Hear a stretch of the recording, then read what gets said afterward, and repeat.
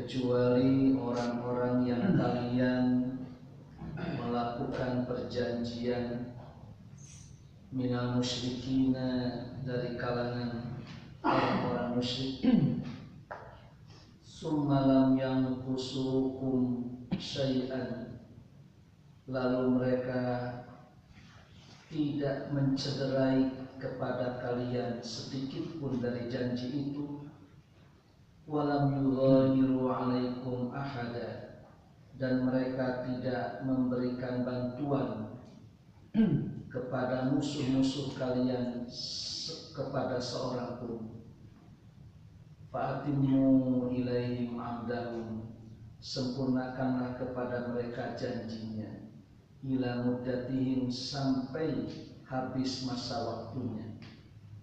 Innallaha, sesungguhnya Allah, yuhibbul muttaqin, menyukai kepada orang-orang yang senantiasa bertakwa dalam janji. Fa'izan salakhal ashurul hurum, maka apabila bulan-bulan yang diharamkan berperang itu telah lewat, faqtulul musyrikin haitsu wajadtumuhum, perangilah orang-orang musyrik yang memerangi kalian di mana saja kalian mendapati mereka. Wa khudhuhum, tawanlah mereka. Wahsuruhum, kepunglah mereka. Waqudu lahum kulla marsad, dan jagalah atau tumbuklah mereka itu pada tempat-tempat penjagaan. Wa intabu, dan jika mereka bertobat. Wa aqamus salata, dan mendirikan salat. Wa atuz zakata, dan mengeluarkan zakat. Fakhallu sabilahum, biarkanlah mereka. Innallaha, sesungguhnya Allah, ghafurun, maha pengampun, rahimun, maha penyayang. Illal ladzina ahadtum minal musyrikin,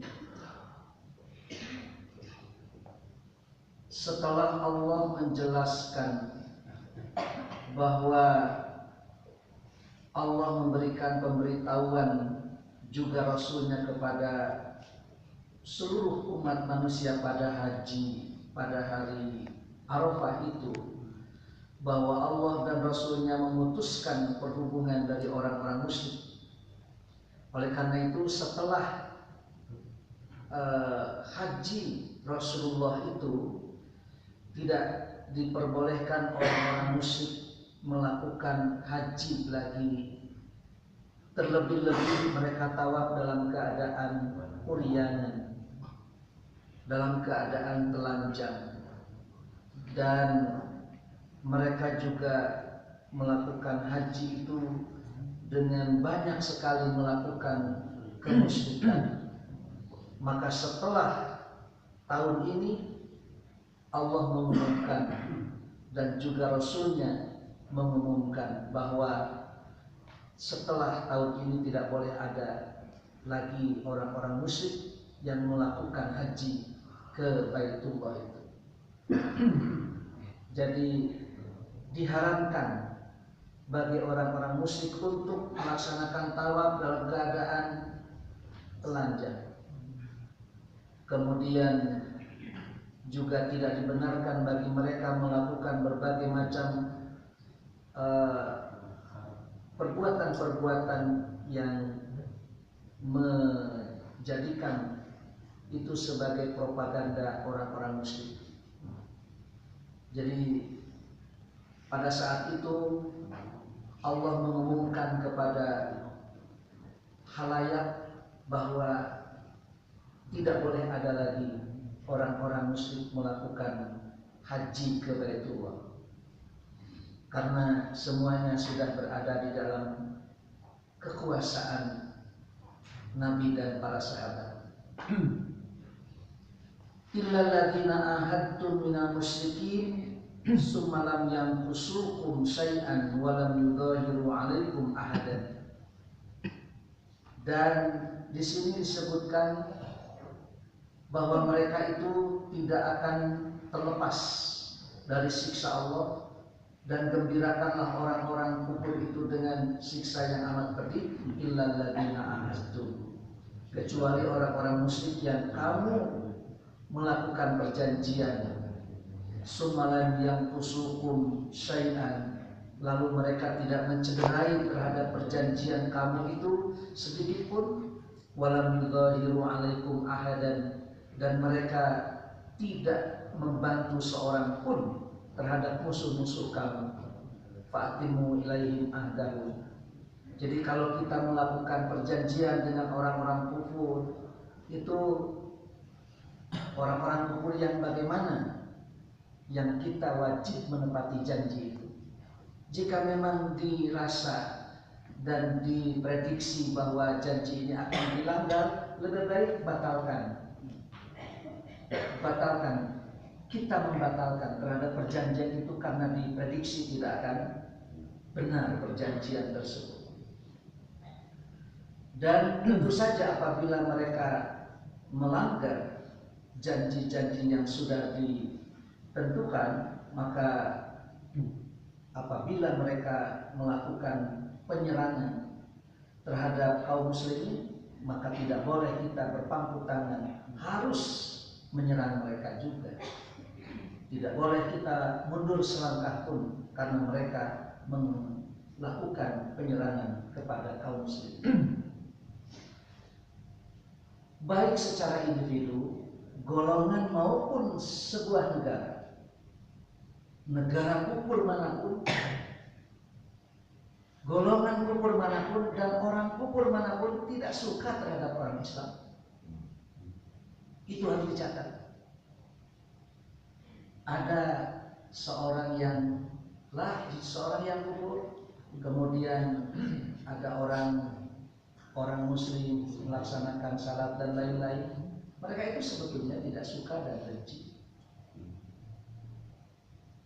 Silahkan itu dicatat bahwa ternyata baik orang kufur, kita sebetulnya harus memperlakukan mereka itu sebagaimana manusia biasa.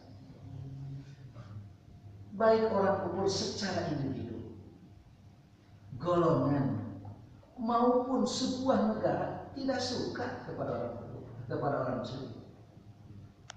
Terus sudah jelas, walan tardo an al yahud walan nasara hatta tattabi'a millatahum. Kalau di masyarakat, individu ini pasti tidak suka, dan ketidaksukaannya itu akan diwujudkan dalam bentuk apapun. Itu kalau individu yang tidak jadi apa-apa. Bagaimana kalau individu yang kufur kemudian jadi menteri? Terlebih-lebih golongan atau partai yang kufur lalu mengusung pemimpinnya. Tentu saja kita tidak bisa mengandalkan, apalagi mereka itu mendukung terhadap perjuangan kaum muslim. Tidak akan mungkin. Tapi ternyata walaupun kita tidak pernah menyerang dengan pedang, tidak ada serangan, tidak ada senjata, tidak ada apa-apa, tapi kaum muslimin menggunakan siasat dakwah. Ternyata di Eropa itu kewalahan. Tanpa disadari, benua Eropa itu dihuni oleh 50 juta kaum muslimin. Di Prancis itu usia 20 tahun ke bawah, 30% itu mereka muslim. Di Jerman itu ternyata 4-5 juta orang muslim. Dan di Jerman yang dulunya yang terkenal Katolik dan pastor-pastor itu, sekarang lebih banyak masjid ketimbang gereja. Bahkan ada gereja yang dikonversi jadi masjid. Di Inggris lebih dari 1000 masjid di Inggris. Hampir di Belanda, di mana-mana itu tanpa terasa.